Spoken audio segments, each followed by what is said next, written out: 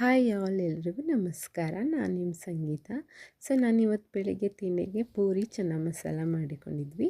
ಅದಾದಮೇಲೆ ಮಧ್ಯಾಹ್ನದ ಅಡುಗೆಗೆ ನುಗ್ಗೆ ಸೊಪ್ಪು ಉಪ್ಸಾರು, ಅದರ ಜೊತೆ ಹಸಿಮೆಣ್ಸಿನ್ಕಾಯಿ ಚಟ್ನಿ ಮಾಡ್ಕೊತಾ ಇದ್ದೀನಿ.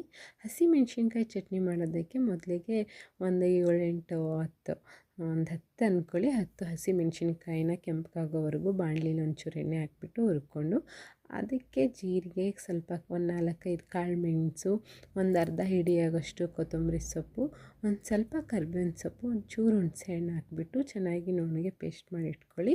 ಅದಾದಮೇಲೆ ಹೆಸರು ಕಾಳನ್ನ ಸ್ವಲ್ಪ ಬಾಣಲಿಯಲ್ಲಿ, ದಪ್ಪ ಆಗಿರೋ ಬಾಣಲಿಯಲ್ಲಿ ಹುರಿದ್ಬಿಟ್ಟು ಅದಕ್ಕೆ ಸ್ವಲ್ಪ ನೀರು ಹಾಕಿಬಿಟ್ಟು ಬೇಯಿಸಿಟ್ಕೊಳ್ಳಿ.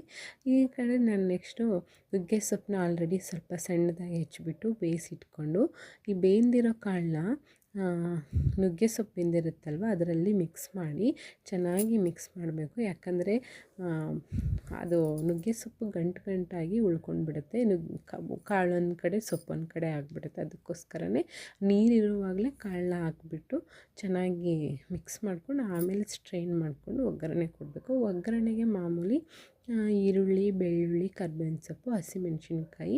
ನಾನು ಎಲ್ಲ ಅಡುಗೆಗೂ ಕೊಬ್ಬರಿ ಎಣ್ಣೆನೇ ಯೂಸ್ ಮಾಡೋದು. ಆಮೇಲೆ ಹಿಂಗೂ ನಾನು ಎಲ್ಲ ಅಡುಗೆಗೂ ಯೂಸ್ ಮಾಡ್ತೀನಿ. ಒಗ್ಗರಣೆ ಯಾವ ಅಡುಗೆಗೆ ಕೊಡ್ತೀವೋ ಆ ಅಡುಗೆಗೆಲ್ಲ ನಾನು ಸ್ವಲ್ಪ ಆಲ್ಮೋಸ್ಟ್ ಹಿಂಗನ್ನೇ ಯೂಸ್ ಮಾಡ್ತೀನಿ. ಆಮೇಲೆ ಒಗ್ಗರಣೆ ಕೊಟ್ಟಾದಮೇಲೆ ಸೊಪ್ಪನ್ನ ಸೇರಿಸ್ಬಿಟ್ಟು ಅದಕ್ಕೆ ಇವಾಗಲೇ ಕಾಯಿ ತುರಿ, ರುಚಿಗೆ ತಕ್ಕಷ್ಟು ಉಪ್ಪು. ನಾವು ಉಪ್ಪು ಹಾಕ್ತೇನೋ ತಿನ್ಬೋದು ಈ ನುಗ್ಗೆ ಸೊಪ್ಪನ್ನ. ನುಗ್ಗೆ ಸೊಪ್ಪು ಏನಪ್ಪ ಅಂದರೆ ಈ ಮಳೆಗಾಲದಲ್ಲಿ ಶೀತ, ನೆಗಡಿ, ಜ್ವರ ಇದಕ್ಕಂತೂ ತುಂಬಾ ಒಳ್ಳೆಯದಿದು. ನನ್ನ ವಿಡಿಯೋ ಇಷ್ಟ ಆದರೆ ದಯವಿಟ್ಟು ಶೇರ್ ಮಾಡಿ, ಲೈಕ್ ಮಾಡಿ, ಕಮೆಂಟ್ ಮಾಡಿ, ಸಬ್ಸ್ಕ್ರೈಬ್ ಮಾಡ್ಕೊಳ್ಳಿ. ಇವತ್ತು ನಾವು ನುಗ್ಗೆ ಸೊಪ್ಪು ಉಪ್ಸಾರು, ಅದರ ಜೊತೆ ಖಾರ ಮುದ್ದೆ ಜೊತೆ ತಿಂತಾಯಿದ್ದರೆ ತುಂಬ ಅಂದರೆ ತುಂಬ ಸೊಗಸಾಗಿತ್ತು.